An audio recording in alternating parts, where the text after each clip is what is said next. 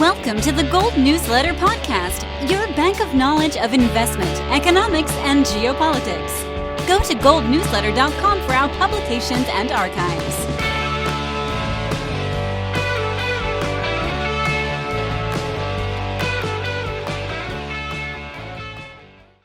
This is the Gold Newsletter Podcast. Fergus Hodgson, your host. So pleased to be with you. Thanks for tuning in. If you have not already, subscribe, hit that button on YouTube, BitChute, SoundCloud, and please leave us a comment, give us some feedback. We're always eager to hear from you. Now,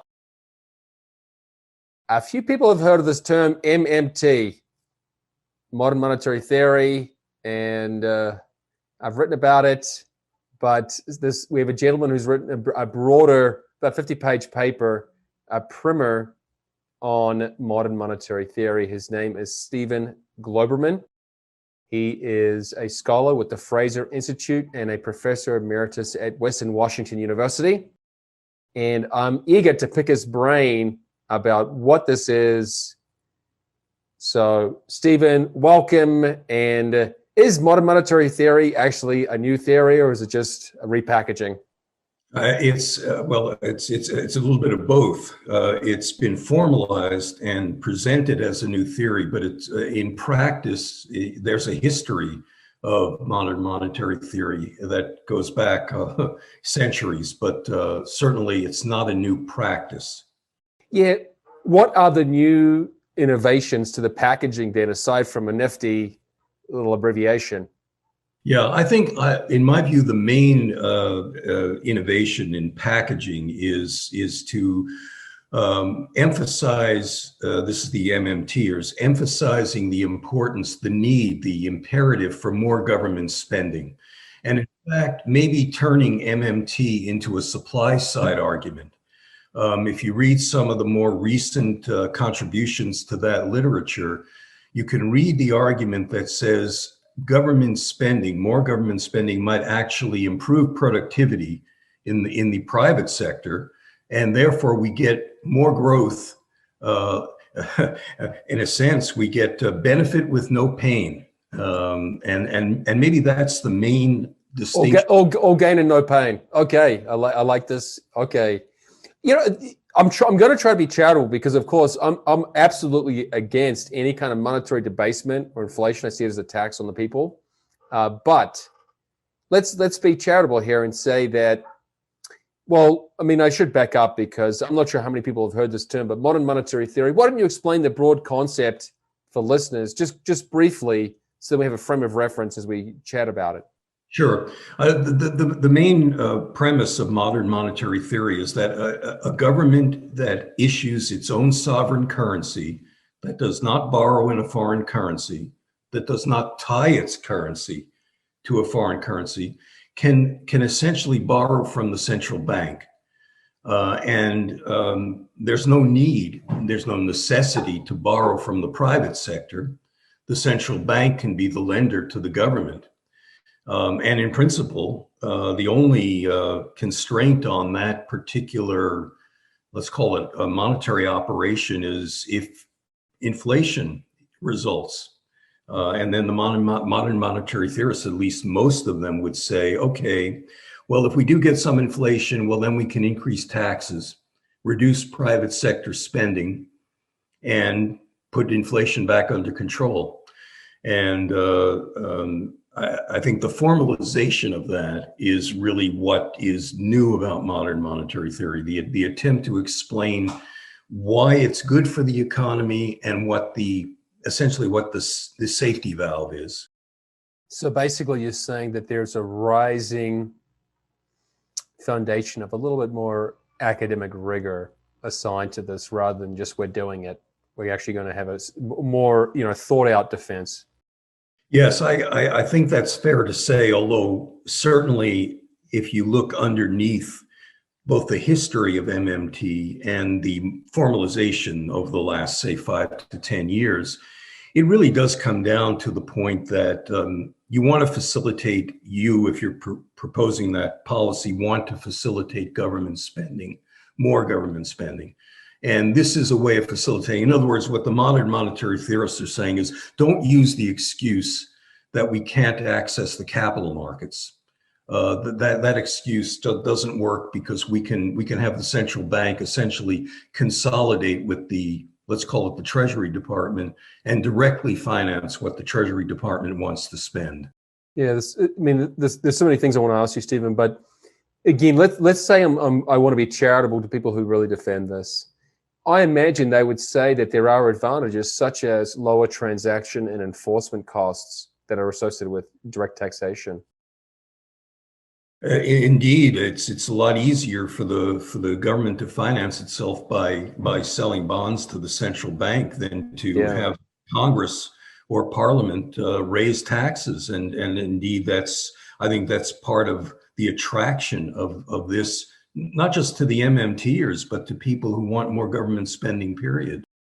Yeah, and years ago, I was a fiscal researcher in North Carolina, and we used to discuss the way that some states, let's say, do without with one of the main taxes are sales, property, and income, okay? And some of the states in the US go without one or even two of the three. And the fact is that actually, you might think, oh, well, they can just have higher other taxes, but no, they can't. There are these enforcement or there are these kind of elasticity barriers that get in the way. So having an additional pillar or leg on the stool allows them to get more. So I guess what you're saying is that this MMT is like another source of taxation that just allows the state to grow. Whereas if they were limited to just sales, property, and income, and I guess we could include a corporate income in that too, the state would be somewhat constrained by being able to actually enforce and collect those taxes. Well, you're quite right to say that it's really another tax. It's an inflation tax, and I mean, if the MMTers would argue that we're too worried about inflation, we being, let me say, supply side economists are too worried about inflation. We haven't had inflation in 20 years. We've had lots of government spending. We've had quantitative easing. So what's the worry? But if we have inflation, if in the unlikely event we have inflation, well, okay, well, just turn to another leg of the stool, raise income taxes, raise sales taxes. And in fact, I would say they would argue that the tax proposals of the Biden administration are precisely right. Tax the rich. There's if you have to tax, well, you've got all these rich people out there and rich corporations, and most people won't get hurt at all. And the ones who get hurt deserve it. Yeah, there's a famous economist, Art Laffer, of course, who wrote the Laffer Curve, that at some point tax rates actually lead to lower tax intake. That's the point I was getting at before. Now, we actually had an episode where we discussed this, and I get confused as to when non-MMT exists and when MMT exists. It feels like we've been in MMT for decades. So, I mean, both the Bank of Canada and the Federal Reserve obviously buy government bonds. So we're already practicing MMT. Is that not the case? Well, that's a good point, and that's a point that I deal with in the primer. It is very hard to draw the line and say, okay, they've started MMT, because the central banks, of course, say we're practicing quantitative easing. What's the difference between quantitative easing and MMT? Well, in theory, the difference is when the central bank is practicing QE, quantitative easing, ultimately, it's going to have the government, it's going to call the government on the debt. The government is going to have to honor the debt, that is, pay the central bank for the bonds that it's holding when the bonds mature. The idea of MMT is that there's no imperative for the government to actually retire the debt. They can just reissue debt to the central bank in a growing amount and cover the interest and the debt that way. Yeah, so I guess explicitly, if the debt had zero interest, we would assume that there's no need to pay it back. And since we basically have negative real interest rates right now, it's almost like de facto we have it, but not explicitly. Right. It's really a difficult judgment call because it's a temporal phenomenon. I mean, 20 years from now, perhaps we'll be able to look back at what's happening today and say without any doubt, yes, it was MMT. This debt was never paid off. The interest was forgiven. So to say right now today, is the central bank in Canada and the US practicing MMT? Well, they would argue no. The central bankers in both countries say, no, we're not. It's QE. This debt is ultimately going to be paid for. It's not going to be forgiven. Right. And unfortunately, it's only time will tell. It seems like a fairy tale to say that the US or Canadian governments are going to pay debts back. Maybe back in the 90s, in the case of Canada and the US, there was a bit more growth and somewhat fiscal restraint. What do you call it? Man, there's a term for it. I always forget. Suppression. Well, yeah, sure. Yeah, so there was some restraint back then, but particularly given demographic changes, just the aging population, that seems nigh impossible at this point. Also, just the expanded welfare state. We just seem to have a much larger welfare state than back in the mid-90s. And because, especially in the United States, and I know Canada's had, a whole array of these COVID, let's say, stimulated policies, but all these extensions to unemployment benefits, for example, and just literal helicopter money where we actually just send people checks or deposit in their bank account. So we've reached new levels of both formal and ad hoc welfare programs that, to me, just make any notion of getting back to actually surpluses. I mean, I don't know if anyone even can imagine that at this point. So, yeah. Yeah. So the issue, of course, looking forward, is whether the growth rate is going to be higher than the interest rate. Right. That's the magic formula that tells you whether the debt to GDP ratio is going to go up, stable, or go down. And what the MMT, this gets back to the point I was making earlier, the MMTers would say, a lot of government spending might actually stimulate faster economic growth. And with very low interest rates, the interest rate is going to be lower than the G, the growth rate. Right. You have that, your debt to GDP ratio will actually go down rather than go up. I mean, that's the optimistic argument that the MMTers are basically putting forward. Now, I don't want to get too into the weeds there, but if we do not add to the debt and the interest is lower than growth, sure. But if we're adding to the debt, I mean, that undoes that equation. Now, one of the challenges I have, and this is where, so again, I'm trying to be charitable because I don't want to misrepresent what MMT advocates believe. So, for example, they might say that there actually is a genuine lack of infrastructure development in Canada and the United States. And for example, in Canada, they have very high cell phone bills, or internet access is not, let's say, extensive, whatever it may be. And they might say that literally is impeding the economic growth of the nation. So, however, I think in a practical sense, we know that the money is not going to be spent on those things. I mean, even we have in the United States an infrastructure bill, only about 10% of the bill actually goes to infrastructure. Yeah, and so you'll have an extension of the argument that says, well, universal child care subsidies and subsidies for working from home will increase the labor supply. And it's a very elastic argument. The MMT or supply side argument is a very elastic one. Almost anything the government spends on is going to produce economic growth. Yeah, that's funny.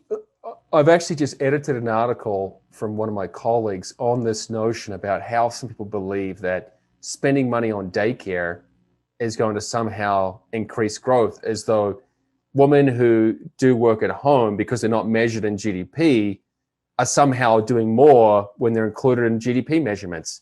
It doesn't make any sense. I mean, it does mean you get taxed more, of course, but yeah. Well, the argument that might make some sense is an argument that is a comparative advantage argument that by facilitating women moving out of the house and into the workforce, maybe their productivity is higher.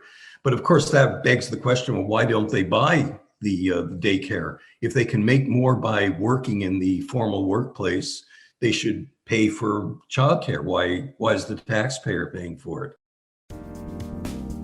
The Gold Newsletter is proudly sponsored by Inventa Capital Corporation, a venture capital advisory firm dedicated to the acquisition and development of assets in the natural resource sector. Today, Inventa is one of the premier mining groups with a first-rate portfolio of companies and a world-class team. Hi, this is Brian London, and I'm here with this week's CEO interview, in which we interview the CEO of one of the companies under the Inventa Capital Corp umbrella. Today, I'm very happy to have with us Chris Donaldson, CEO of Outback Goldfields, symbol OZ on the Toronto Venture Exchange. And Chris, we've talked a lot about how you're exploring, how you have a tremendous land position, that you've gotten kind of a head start land position in the red hot Victoria Goldfields play. Now, Fosterville has been, of course, the big impetus for this reawakening of the Victoria Goldfields play. But a number of companies have come in and gotten land positions. We've seen in recent days, just as you predicted, that a lot of activity, a lot of exploration, that these other companies are starting to make discoveries that seem to indicate there's much more gold to be found. And you're right smack dab in the epicenter of this play, and it's starting to benefit your company as well. Can you recap for us what's been going on with the entire region, with this really red hot area play that's gotten even hotter in recent days? Yeah, absolutely. Hey, Brian, thanks for having me on. And also, we're on the Canadian Stock Exchange. We'll soon to migrate up to the venture here, but we do trade under the symbol OZ, and we do have an OTC listing as well. So, yeah, no, it's exciting times, and I mean the Victorian Goldfields, of course, are known for Fosterville, and that's the highest grade, highest margin mine in the world, and they made that discovery. And I guess going back 6 years ago, which reignited the area, and the story there, of course, is it's a district that had mined for 100 years and done quite well, but they essentially ran out of gold at or near surface, and so the miners were mining down, and then they would hit cover or the water table. Fosterville went deeper, or Kirkland Lake went deeper, and made this incredible discovery. So that's the good news of the area. The knock on the area has been there's only one Fosterville, and we've seen a tremendous amount of exploration going into the district over the last year, and have over 200 million in exploration planned for the year going forward. Of that is 90 million coming from Kirkland Lake themselves. But yes, we're starting to see some really encouraging results. I mean, obviously we hope we're the ones at Outback that make the next big discovery, but we do benefit when anybody else finds some success there. And it started, I guess about a month ago with Mandalay Resources. They have a Costerfield mine that they're mining, and they went a little bit deeper and hit some grade intercepts, and I think it was almost a meter at 240 grams per ton, and then 6 meters at 23 grams per ton. So that started the rumblings that maybe there's a second Fosterville. And then what really lit up the market was what happened with E79 Resources last week, and they hit 11 meters at 160 gram per ton, and they're they've got a good land package. It's not so dissimilar to ours. Their market cap actually a week ago was less than ours, and they've gone up 250%, and that's encouraging. It's encouraging for our shareholders as well to see what kind of leverage you can get when we do make a good discovery here. So attention is squarely put back onto the Victoria Goldfields. They've mined 80 million ounces to date historically, and most geologists believe there's another 80 million ounces under that cover yet to be discovered. 2 points, Chris, that I think are important. One, we've seen some volatility, which is a nice way of saying stomach churning drops in the gold and silver price over the last week or so, which is, you know, a correction as we go through some uncertainty regarding the Fed policy and everything else. But a way to counteract that is through discovery companies, companies that are, you know, making discoveries. So you just brought up some examples of companies that are advancing very rapidly in market value, despite what's happening in the broader market. So if you find the right exploration companies, they have a leverage to rising metals prices because that generates excitement and attention on them and other companies, but also they can make news that really is immune to those trends and can advance the company.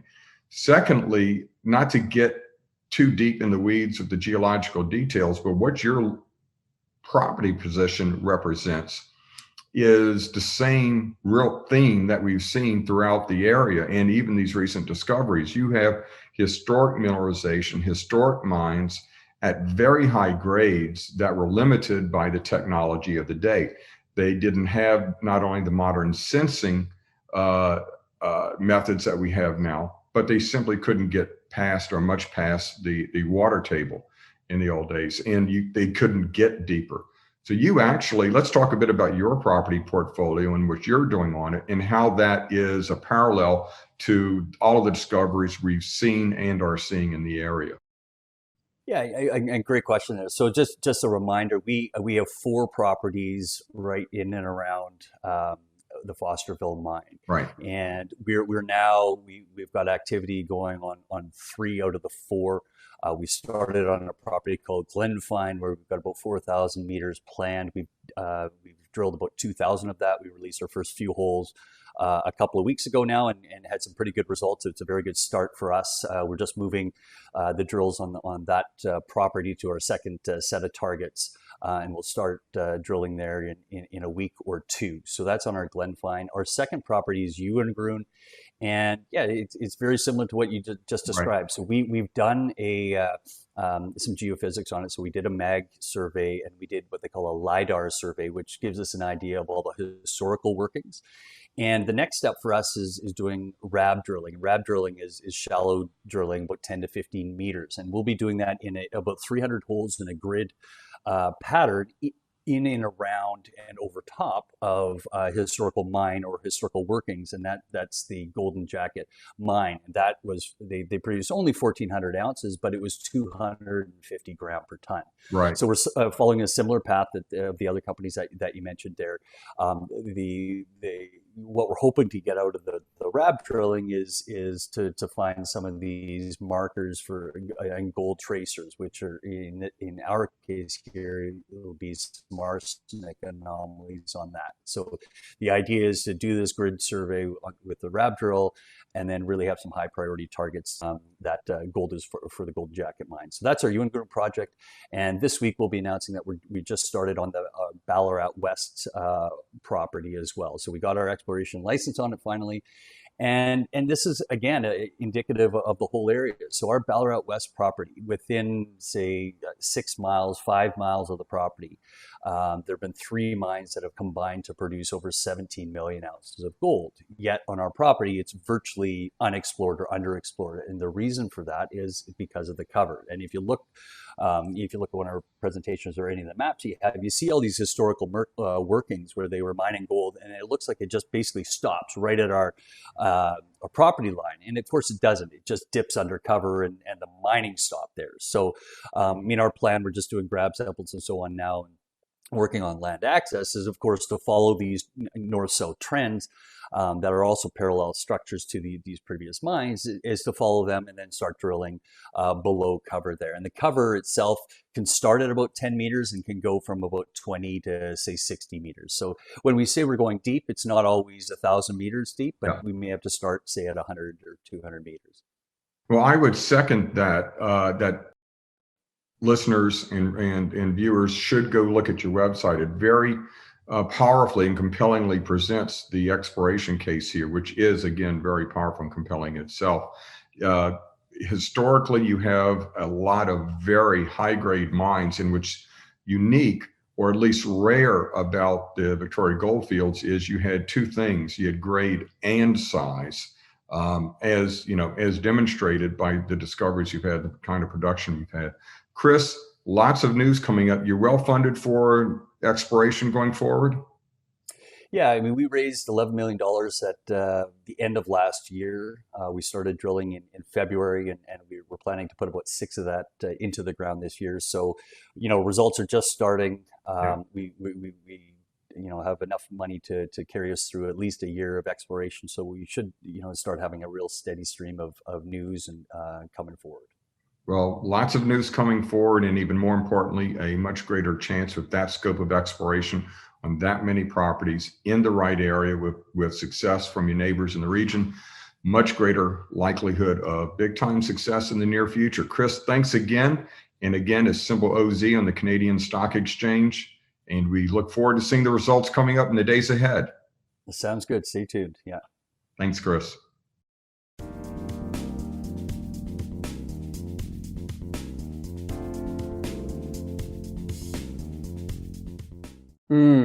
Yeah, I mean, I don't get stuck in that one. But so right now, I think one of the strongest arguments for MMT is the way that, as you note in your paper, that at least in recent times, in the countries I know best, the United States, Canada, New Zealand, where I'm from, it is the case that even though there have just been deficits as far as the eye can see, the measured inflation rate has not been, let's say, more than a couple percent.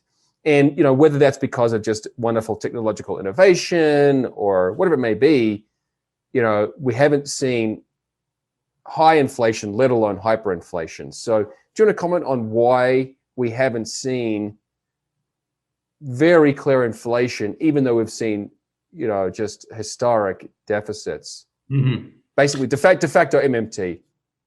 Yeah, and if I had that answer, I'd probably be up for the Nobel Prize. Yeah. Everyone's asking that question. I mean, sure, we can throw out hypotheses. China, the China price. We can say automation. We can say the baby boomers moving into their peak productivity working years. The point I would want to make here is that inflation can come on very quickly. From 1979 to 1981, the inflation rate more than doubled in the US and Canada. That's in 2 years.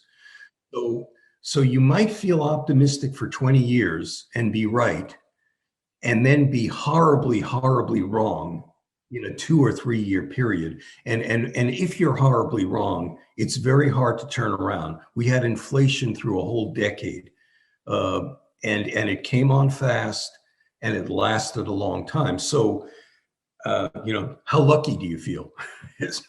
Yeah. There's look, mate, I've spent a lot of time in Argentina and Venezuela, two of the serial criminals when it comes to inflation, basically, so the culprits. And I wouldn't say that it came on fast. Actually, they've had high inflation for many decades, basically. However, there's one thing which I fear people who downplay inflation concerns do not want to look up to, and that is inflation expectations. And this is what I think you're alluding to or touching on, that once you hit 5 to 10% inflation, people expect it. There's momentum. Turning that back around and getting back down to 0, 1 to 2%, that's an extremely difficult task. Yes, it is. I can remember that the U.S. actually turned to wage and price controls to try and deal with inflation. I mean, a terrible recipe for dealing with any kind of economic problem. But yes, it's very, very difficult. We had 20% interest rates. We had people foreclosing on housing. Yeah, you don't want to get into that position. You really don't. Yeah. So, and as I think we've discussed on this show before, the truth is that the Federal Reserve really doesn't have the capacity to raise interest rates like that anymore. they, even if they were to do it, they would basically just bankrupt so many people in debt, including the federal government would struggle to pay. And at the state and local level, higher interest rates would divert enormous portions of tax revenues to paying debt as opposed to providing social services. So if the inflation rate does go up, I just don't see what they would do about it. Well, I agree with you. It'd be extremely difficult to go back to 20% rates of interest as Paul Volcker did.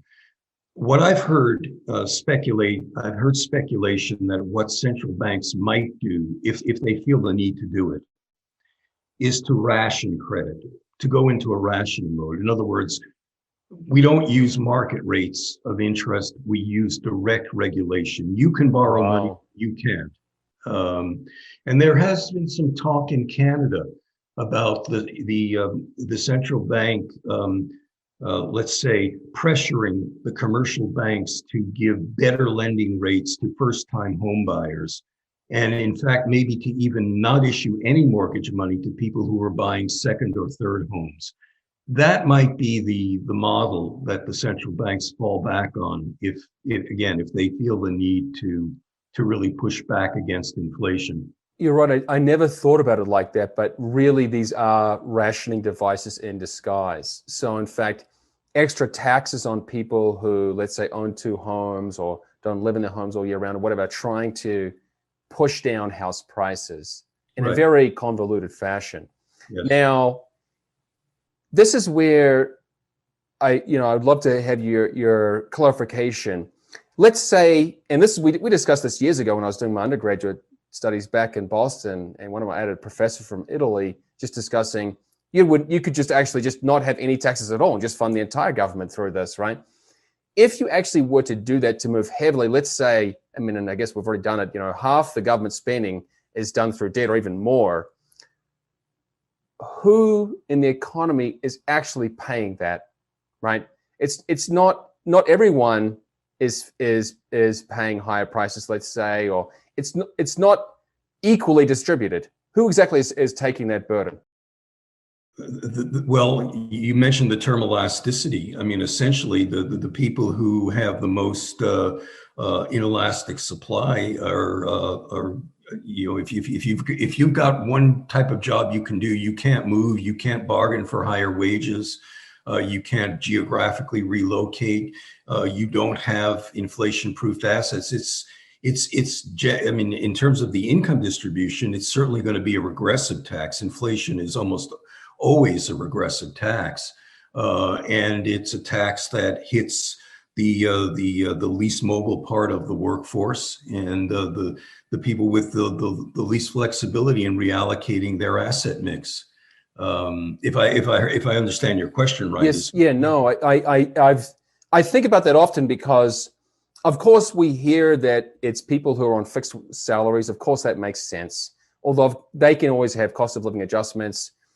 But also assuming that the basic necessities are where you get hit the hardest with inflation, that obviously wealthier people spend a smaller proportion of their incomes on that, which means it is regressive. And this, I'm actually working on an article right now about this, I hate to call it, but a Marxist uprising in Colombia. There's this enormous, very violent protest movement going on. And they're literally advocating for modern monetary theory. They want this expansion of the state. And I just thought, isn't that confusing? Since they're representing the supposed impoverished classes, wouldn't they be the ones who are hurt the most by that? I don't understand. Well, there's also a temporal phenomenon. There's been widespread support certainly in Canada, and I think it's fair to say in the US, for the COVID relief measures. Even people who would call themselves fiscally conservative, I think you would agree, even the fiscal conservatives, like Mitch McConnell in Congress would say, yeah, we had to do this. This was a crisis, and we had to help people in crisis. You're breaking my heart right now, but okay, yeah. Okay, but that is the argument. It's a temporal one. So to have people out in the street saying, help me, I've lost my job, I have no way of buying food, I'm not sure that's an irrational position to take, because I'm not going to be around to pay for inflation 10 years from now anyway. A lot of people might say, if I don't get the help today, I'm not going to be around 10 years from now to pay the tax anyway. So let me take the chance. I understand. Yeah, and also I guess they would think that, okay, maybe in the long run we're going to shoulder some of this burden, but the provisions will go to us. So that's quite possible, although I think that's a bad bet that they're taking, but that may be the bet they're taking. Yeah. Why don't you tell us then what is going on in the actual academic domain? And there is compelling research suggesting, let's say, the contamination or pollution of the academic economics sphere. I don't know whether you have a strong opinion on this, but let's say a lot of the research is actually funded by central banks. And there's also research from Econ Journal Watch about the way that there's a disconnect between textbooks and what is actually in the economics literature, and that the textbooks have an even more, let's say, statist bias than the literature. Now, is MMT a fringe idea within academic economists, or do many of them actually buy into it? Well, this is my opinion. It's still a fringe idea, but it's less fringy than it was 5 years ago. And I think that part of it is it gets back to the point that you were making a little while ago, which is we've cried, we being those of us who worry about inflation, have cried wolf for the last 10 years. The wolf hasn't appeared. And I think that's put some of the critics of MMT on their back foot. But no, I wouldn't say that the mainstream economics macro profession accepts the basic premises of MMT. There's one other gentleman who's been on our show. His name is Keith Weiner, and he runs, it's called Monetary Metals, an investment firm in Arizona. And one of his chief assertions is that although we have not witnessed clear nominal price rises, I mean, we can debate that. We actually might have in some ways, depending on the measurement. But he says what we have witnessed is an incredible devaluation of our capital assets, and that the returns we get on our savings are so much lower than they used to be. So, for example, if you had $1 million saved in the past, that would quite comfortably pay for your retirement. And now maybe it just doesn't, right? So that because interest rates are so much lower. So in some ways, he's saying that although the nominal prices haven't changed, the returns on our assets are much lower. And that's almost like an inflation in disguise. Yeah, I'm not sure I would agree with that. Okay. Certainly, if you look at returns in the residential housing market and the stock market, I think you'd be hard pressed to say that the returns in the last 5 years are lower than they were in the preceding 5 years. I think what happens when you have uncertainty in monetary policy is the risk premium goes up. You're forcing people out on the risk curve. And so while I don't agree that the spectrum of rates of return on assets has dropped uniformly, it's been an asymmetry. The returns on risk assets have gone up relative to the returns on riskless assets. And that's a cost.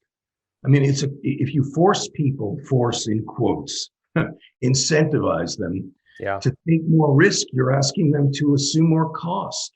And cost in the sense of psychological discomfort, and maybe forcing them to do some hedging that they didn't want to do. Well, one of the chief metrics we often talk about is price to earnings, right? And the way that these ratios are just, let's say, higher than they've ever been before. And this is largely fomented by this easy money approach. Now, okay, are you optimistic that there's going to be any kind of turnaround in this? And well, obviously, most of our listeners are retail investors, and they often think, this is, it's the gold newsletter. They buy precious metals to try and avoid this. Do you have any comments? Let's say you're taking off your academic hat now, and putting on your more pragmatic, just more layman hat, how does the layman actually respond to this to avoid getting fleeced? Well, I can tell you what I'm doing. Yes, okay. And I'm buying precious metals, and I've been short 10-year government treasury bonds for quite a while, and Whoa. I admit to being wrong so far. I'm not backing off my position. I want to be long housing and not necessarily residential housing. I mean, I think that the tax reasons for owning residential housing are pretty compelling on their own, but buying REITs that invest in residential housing, buying property companies. I mean, you want real assets. If you're really worried about the worst case scenario, you want to be much overweighted in real assets, and that's the way I've been managing my own portfolio. I understand. What about sectors of the economy that, let's say, are more dependent on an expanded state? So, medicine, education, the whole renewable energy or energy conversions, technology or field. Are you also taking that into consideration? Well, if one wants to have an optimistic story at the end of the day, and this is, by the way, is a very controversial issue in economics, is what's your outlook for productivity growth? Because the sectors that you just mentioned have been the worst miscreants for productivity growth in the last 25 years. Medicine, education, other types of services, public service. I agreed, yes. So if you're optimistic that the digital revolution will ultimately raise productivity in these lagging productivity sectors, maybe there's a happy story at the end of all of this. Maybe we won't get the inflation that I'm worried about. And maybe this government spending will turn out to be more benign than we're worrying about it being. So that's the optimistic story. Okay, the pessimistic story, and from your primer, is that Canada and the United States really are, basically, wishing themselves, they're on some kind of suicide mission to become Greece. What can we expect in the next decade? Well, I'm afraid that the come to Jesus moment isn't going to happen until the cost of inflation becomes more evident to the median voter. And then there may be some political support for a readjustment in policy away from the move which has been fairly consistent over the last 20 years towards more reliance on government and less reliance on the private sector. Yeah, we had another Fraser Institute gentleman on the show maybe 6 months ago, I lose track now, discussing the provincial and state freedom rankings. And, oh man, his name might come to me, but... Fred McMahon, exactly, yes. And he expressed maybe a similar concern to yours, that he was not expecting the kind of restraint or turnaround that there had been in past generations.